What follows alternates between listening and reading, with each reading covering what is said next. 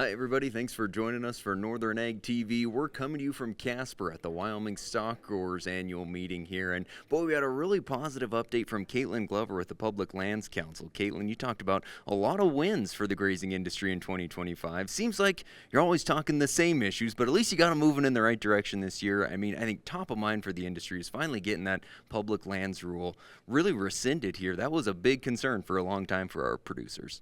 You know, it was. So early in 2023, when we saw the Biden administration move forward with what we now call the public lands rule, we knew that as finalized, it was going to completely disrupt grazing across the West and frankly, a lot of other land uses as well.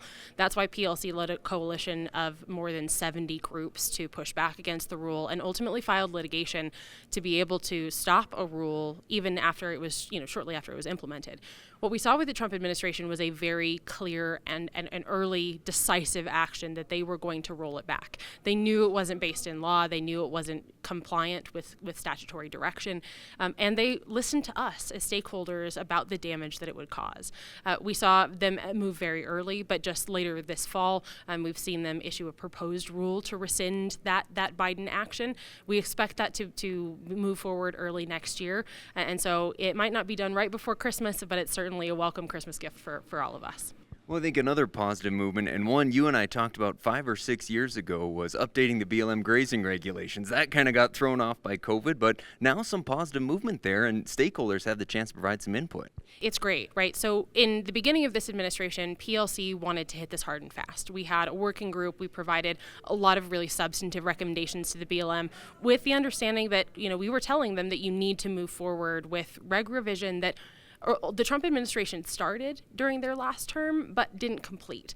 That timeline needs to move quickly. And so very hopeful that the BLM is going to move forward on those again early next year, because it is something that this is really a once in a generation opportunity to be able to fix some of these underlying problems. I know one long-term priority for a lot of ranchers is updating, modernizing the Endangered Species Act. What kind of chance do you give that during this Congress? So there are really two tracks with Endangered Species Act: revision, modernization, reform, whatever you want to call it, right? One is congressional and the other is regulatory. We have seen regulatory changes over the last 3 or 4 years, back and forth and back and forth. This administration has made their move again. We've seen 4 ESA rules come out of the Fish and Wildlife Service, which is really going to be helpful, really is bringing some simplicity to things around critical habitat. Something has to be able to live where the agency identifies that is a priority area in order for us to have regulatory burdens. That seems like common sense, right? But the longer and I think more difficult path has always been congressional reform of ESA. We've seen just some incredible partners in the House move together on a reform package. Congressman Westerman, who is chairman of the House Natural Resources Committee, he and his committee have put together an awesome package. We are hoping to see that come out of the House in the very near future. It's always an uphill battle in the Senate, but we have a lot of people who are seeing these ESA issues time after time and seeing the burdens that it places on their constituents. And so I'm really hopeful that this Congress is going to be the time when we get it done. Well, so I know are a lot of ranchers, and boy, today you talked about a lot of wins, whether it's regulatory or bills that have actually moved forward. What's your ask for this group of ranchers? What can they do in 2026 to keep fighting the good fight? Well, it's just that, right? We have such a year-long full of wins, rescinding the BLM rule, taking steps to roll back the 2001 roadless rule that created and certainly exacerbated, but I think created this wildfire crisis that we've seen over the last several decades.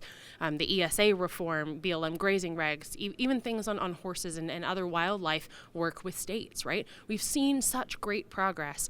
We can't take our foot off the gas. We have to continue implementing the policies that these ranchers have worked so hard on over the last 30 years, because we have right now a coalition in Washington, a body of people who see the value of what they do, they want to help them, and they want to have lasting, durable change.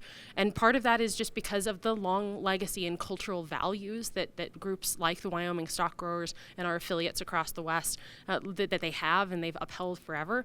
But it also is a global visibility as well. 2026 is the International Year of Rangelands and Pastoralists.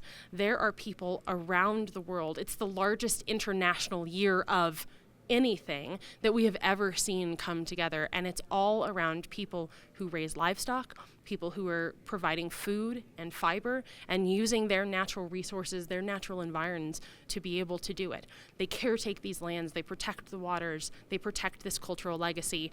And so for the wins that we have in Washington, we now have an opportunity to give producers like those here in Wyoming a global perspective and a global visibility for all the good work they do. Lastly, I just want you to touch on a hearing that's going to happen this week in Congress, the Equal Access to Justice Act, finally getting some time, and Ag is going to be in that room. We absolutely are in the room. So the House Natural Resources Subcommittee on Oversight and Investigations is holding a hearing on the abuse that we've seen of the Equal Access to Justice Act, really by those environmental NGOs, the people who have exploited this sue and settle posture, the people who sue federal agencies, especially in the natural resource space, only so that they can force settlements and try really to stop multiple use. We know the groups, we all know the usual suspects. They're not particularly happy this hearing is happening, but we, on the ranching side, Todd Wilkinson from South Dakota, he's a past president of NCBA, a leader there in South Dakota, is certainly a strong voice in the ag industry, is going to be testifying not only on his perspective as a cattle producer, but he's also an attorney.